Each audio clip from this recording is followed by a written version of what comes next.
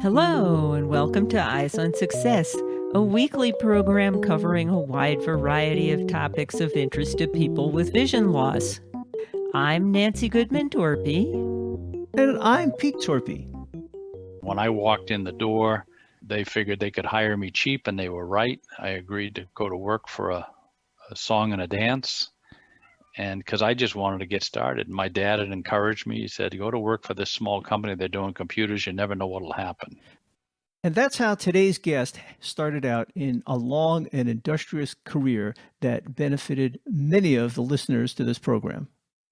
Eric Damery recently retired after a long career in the field of assistive technology, ending as Vice President of Software Product Management at Freedom Scientific, a Vispero company. We talk with Eric about how he got started in the field, how he worked to bring these technologies to reality, and how the marketing and distribution of assistive technology for people with vision loss have evolved over the course of his career. But first, for the tip of the week. This week's tip is, if you can find a job you enjoy, it's practically not work. And Eric is a great example of somebody who just loved what he did. And Eric is very good at it and also very friendly. And as you'll hear in the interview, he is probably one of the sighted individuals who is most proficient with the JAWS screen reader. Support for Eyes on Success is provided by aphconnectcenter.org, empowering people toward independence and success by providing blogs, information, and resources for individuals of all ages who are blind or visually impaired. Information and referral line are at 1-800-232-5463. You are listening to Eyes on Success. Success, success, success, success, success. Let's start by meeting Eric. Eric, you've been with us on the show in the past, but for people who may not know you, can you introduce yourself? Sure. I'm Eric Damery, and I joined into this industry in 1994. I've served as the Vice President of Software Product Management for Freedom Scientific, reaching back to when we were formed in 2000, and prior to that with Hunter Joyce. And I served in several roles: business development, sales, and just all around bottle washer back in the beginning. You've done it all. I've been around for a long time. Yeah. Support for Eyes on Success is made possible in part by our corporate partners. Find out more about partnership opportunities by sending an email to hosts@eyesonsuccess.net. This week's focus topic is Eric Damery's long career and how he was involved in the development, marketing, and distribution of access technology. When I think of the name Eric Damery, what comes to mind is a person who is very experienced and facile with screen readers developed primarily for the blind, but you're actually fully sighted and not visually impaired at all. So we wanted to talk today a little bit about how you came to that position. And if we hop into our time machine, how far do we have to go back to start that story? Well, I never heard of the term screen reader until 1993. That was the year that I heard of what one was. But what led me to find out and what led me into this industry was that I grew up in a family with a visually impaired member. My dad was a blinded veteran from the Korean War days. And so I grew up in a household around someone who needed to keep track of where they put things and, make sure the scissors aren't left on the counter. And since my dad was a sighted person growing up, he had worked on automobiles and he did all of these, mechanical things. He was very mechanically inclined. So when he lost his vision, and it was kind of gradual from his 20s till he wasn't totally blind until in his 50s, but he didn't have enough vision to drive, and he really couldn't read other than with a very small pocket magnifier he would pull out and get right on top of paper. So he really couldn't read and write well, but he knew how to do things. And so I never thought of him as someone who was, impaired in any way. He couldn't drive a car, but he still came to the baseball game when I was a kid growing up. And he made sure he sat behind the screen because he couldn't see if the ball was coming at him. But, I didn't feel like I lived with somebody who had an impairment at all. Yes, he was just differently abled. That's right. And I learned how to work around that. And I think you just learn some things that you don't realize you're learning them because you're around somebody who's visually impaired. But, it was back then in 1993 when they had retired, and I moved them to Florida around 1986. And it was my first time in Florida in 1986. And I kind of made up my mind right then that this was a great place to be. And why would I want to wait until I retire to get here? I was living in Massachusetts. It was terrible cold. I'm not a big fan of the cold weather. So in 1989, I was in a transition position with a company that got bought and was moving, and I made the move at that point to Florida to start over again. So I came to Florida in 89, finished up some school, and had gone to work for a small software company that did report writing software here in Clearwater. And then that job kind of came to an end, and I was looking for something to do. And it was then that my dad called up and said, "Hey, there's a company coming by with some new technology that I'm going to try through the VA. Why don't you come down?" And he thought I was a computer wizard. Well, I didn't know anything about computers. I sold software, but I didn't really have a computer and didn't know how to use them at that time. Oh, geez. So your background was in marketing and sales then? Yes, and I worked for a computer company, and we did testing of, mini computers, SCSI drives and things like that. So I did a lot of hardware testing, but didn't own a personal computer. And so when I saw my dad was getting one of the Arkenstone computers from Arkenstone with open book software on it, and Ted Henter's company, Henter Joyce, was the Florida rep for Arkenstone. So their salesperson brought the computer to my dad's place, and I happened to go there that day and saw how it worked and got the book, and it was very simple. And I was so impressed with the fact that my dad could now read the mail without having to have a battle with my mother at the kitchen table reading the mail every week. That was a miracle back then to have a device like that. It was a miracle. So I was so impressed, and I was looking for something interesting to do, and I thought, this looks like it'd be great.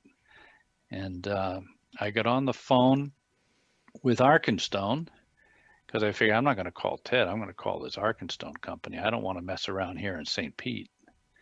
I want to go big school. So I called Arkenstone, and they had a salesperson, and I talked to her, and she said, "Listen, you need to call Ted Henner because you got to get your feet wet before you can do this stuff, and he's the place to start." So I said, okay. And that's when I went and I met Ted and his wife, and Ted had just fired his salesperson, who was the person that delivered my dad's computer, because he didn't really like salespeople. Oh, geez. But Ted had a general manager that had just started with the company, a fellow named Jerry Bowman. He met Ted because they were on the board of the Florida Abilities Organization. And Jerry used to give Ted a ride back and forth, and Ted told Jerry that, he had a small company and he really needed some help, and he didn't have any HR people. And Jerry kind of, I think, felt sorry for him and came in and said, "I'll do some HR work for you." So Jerry convinced Ted he's got to hire a sales guy.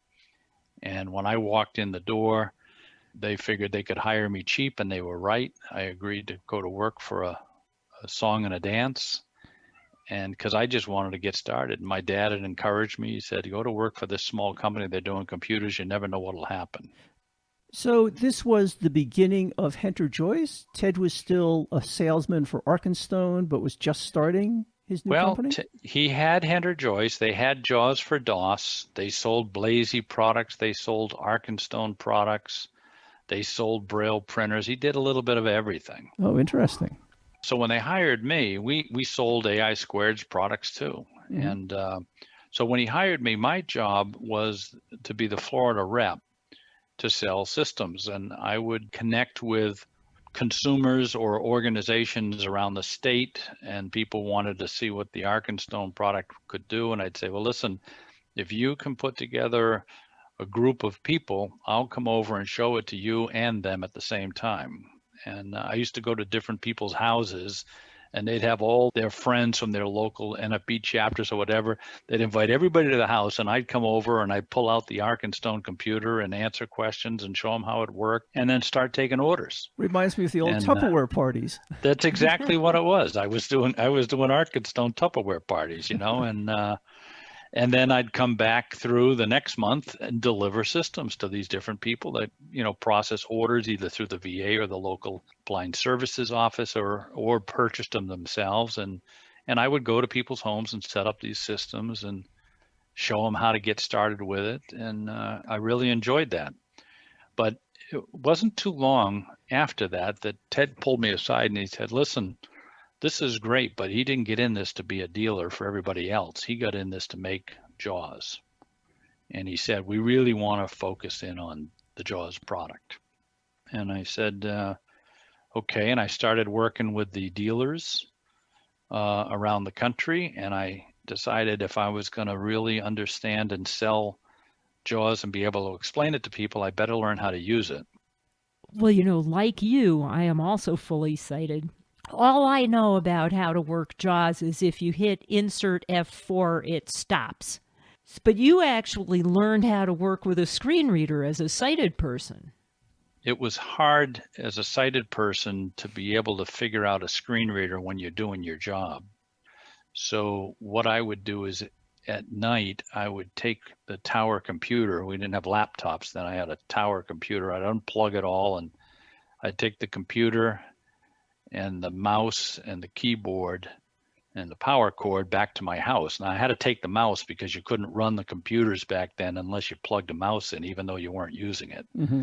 But I'd leave the monitor at the office and I'd just take the computer, the mouse and the keyboard, and the power cord, and I'd go home and I'd spend a couple of 3 hours at night starting to figure out the experience of using a computer without seeing it. And that's how you became a user. And that's how I became a user. So I literally learned Windows from a keyboard with a screen reader. So this is probably the right time for you to explain what JAWS is an acronym for. Sure, job access with speech. As you say, though, it's hard to learn a screen reader if you still have access to a screen that you can use and see, because it's such a crutch. When something doesn't work out or you get a little frustrated, you just peer at the screen. And that way you never learn the screen reader. But you managed to do that, which is why you've become one of the sighted people who's a real expert with a screen reader. And I've tried to explain that to lots of people over time, that you will never learn it if you can see it.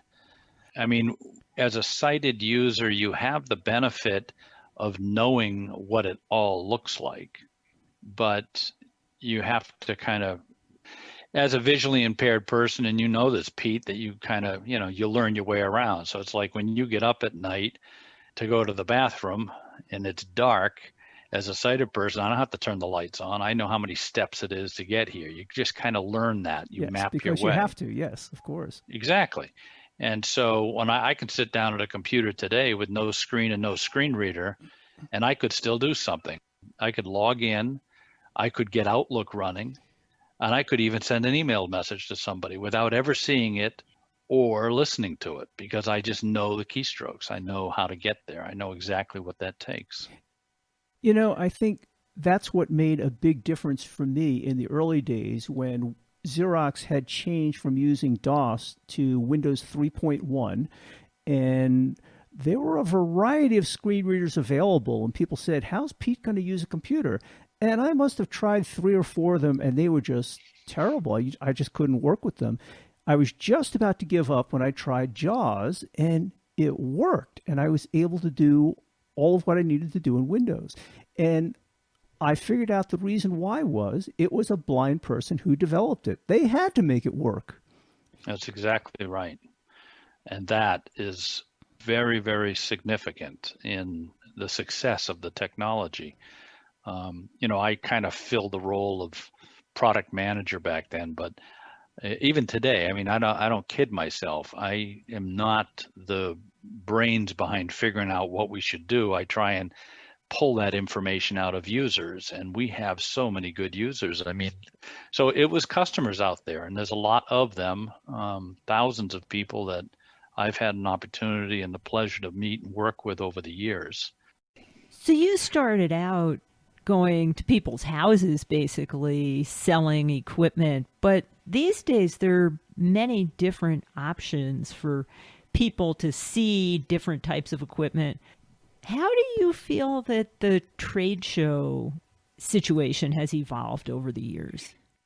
We had a lot of small dealers back in those early days too, and the dealers knew their customers and found their customers in their local communities. Today, there are less of these small dealers. The mom and pop businesses have really kind of gone away, and they've been replaced by bigger companies. But we as a company have gone out to trade shows, and trade shows were a very, very important part of this industry, I think. CSUN is the big technology show. It's really the biggest international show for visually impaired people, I think.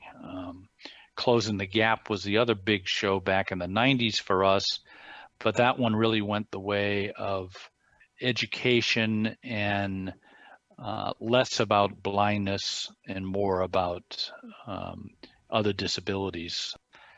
And of course, the NFB convention and the ACB convention, to a lesser extent over the years, had been very important shows for us. I still love my opportunity to be able to be at those conventions. And then there are other important shows in Europe, Sight Village in the UK, Sight City in Germany. There's another conference in Reha up in Dusseldorf, which was an important one for people to learn about what's being developed as far as screen readers and screen magnifiers and so forth. So that's where we meet a lot of the folks, and a lot of people go to those conventions.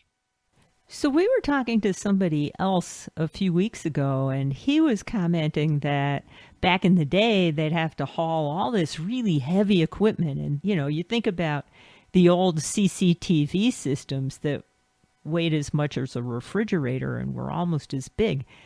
And these days, so many of these devices are way more powerful, but much smaller and lighter. I assume you've experienced that too. Oh, traveling, and I can remember in the 1990s when I would travel around the country, I had a tower computer with a handle attached to the top of the thing. And I would carry it onto the airplane, and then I'd bend down and with one arm swing it up to put it into the overhead.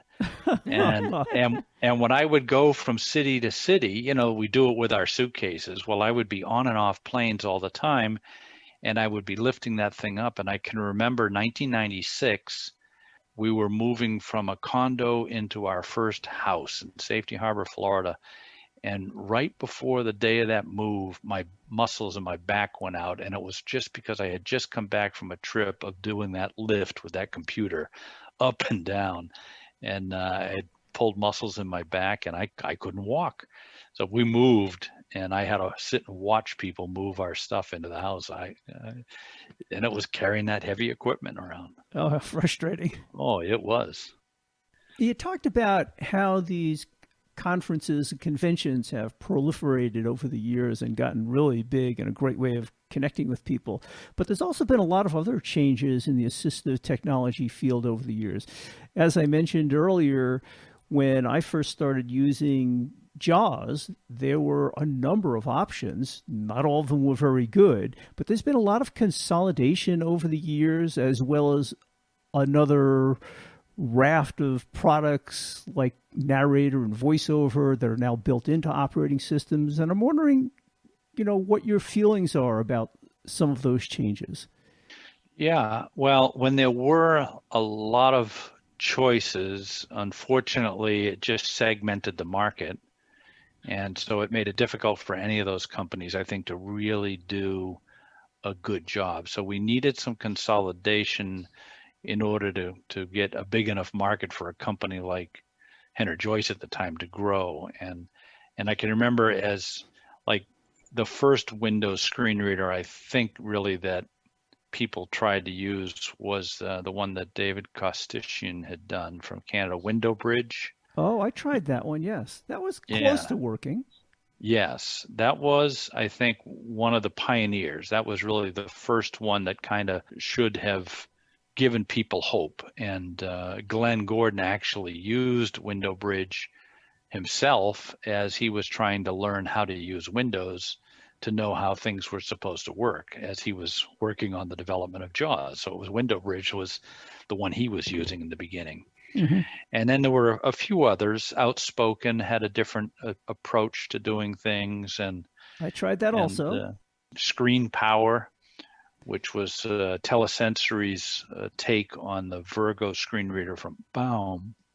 Now, I understand in the early days of screen reader development, there were also some interesting screen reader competitions at some of these conferences. Tell us about some of those.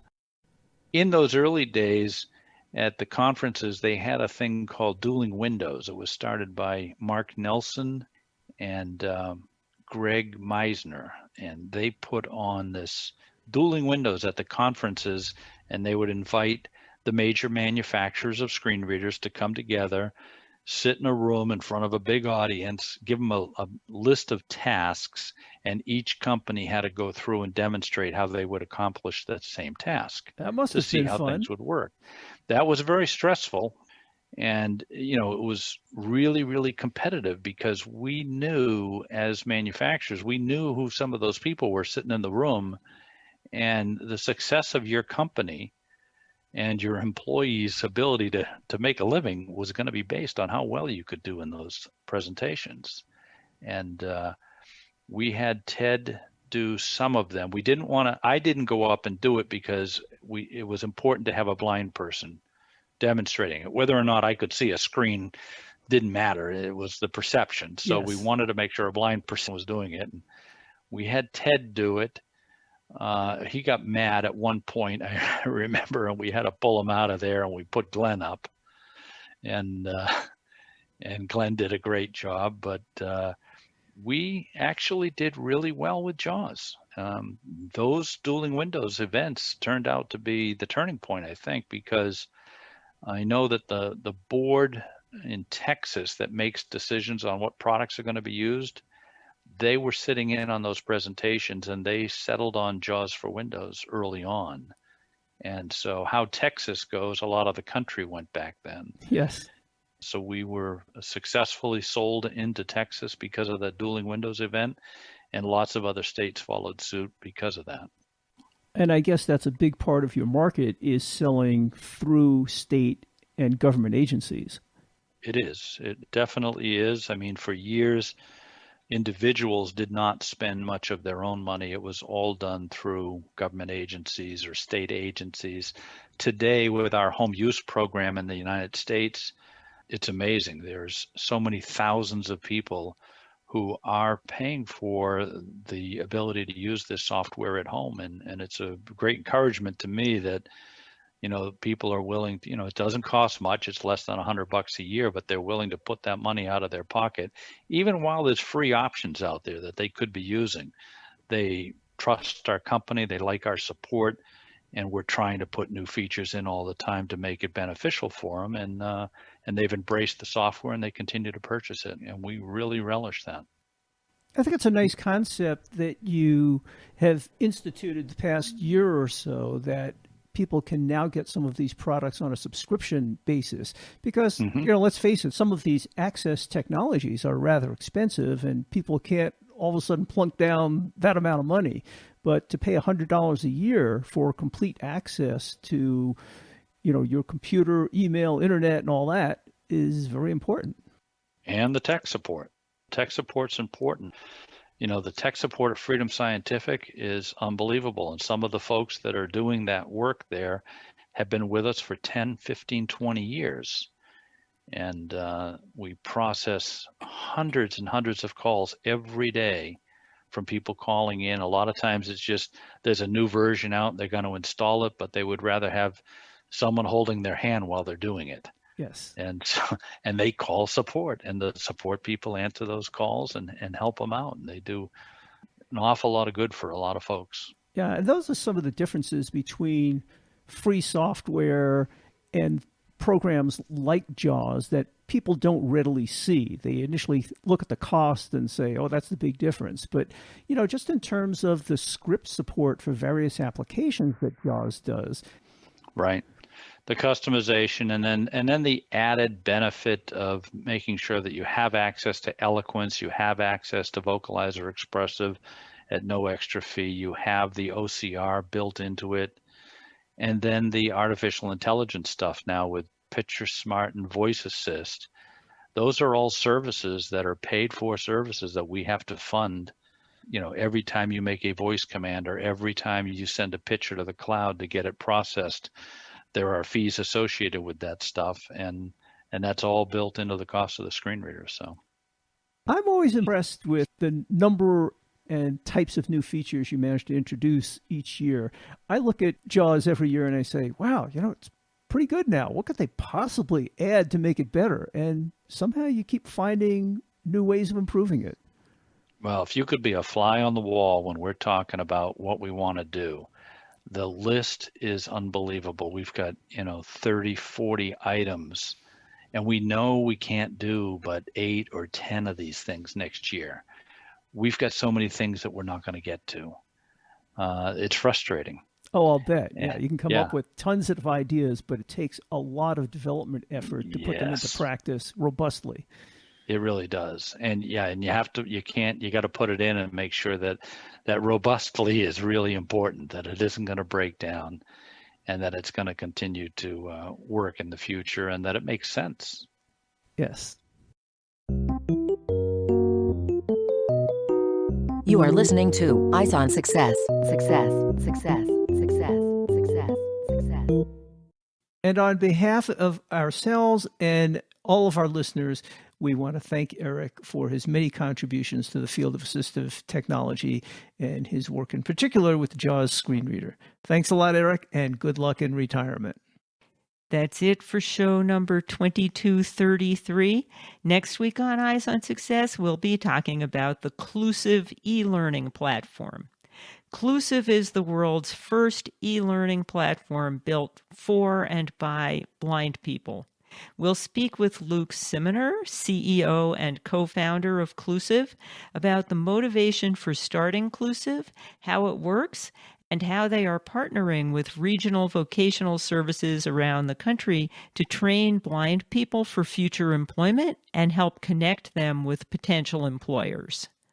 Thanks for joining us this week, and we hope to catch you all for next week's episode. You've been listening to Eyes on Success, hosted and produced by Nancy Goodman-Torpey and Peter Torpey. You can access the full archive of previous shows, subscribe to the podcast, and much more by going to our website, www.eyesonsuccess.net. If you have questions about anything you've heard on the show or have suggestions for future shows, send an email to hosts@eyesonsuccess.net. Thank you for listening and have a nice day.